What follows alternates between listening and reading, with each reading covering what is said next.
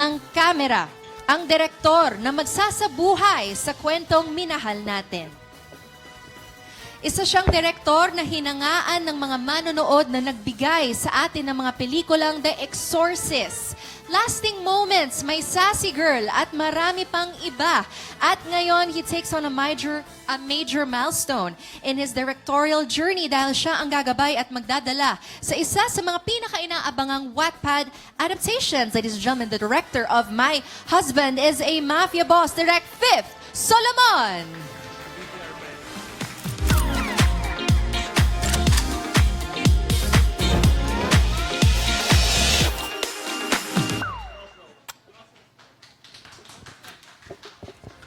Hello po everyone. Magandang gabi po sa inyong lahat. Ayan. Hello, Direk. Hello. Ayan, you may stay center pa for dito your tayo. solo photo. Syempre, welcome po to our dear friends from the entertainment media, all our influencers who are here. You have before you, of course, ang brains.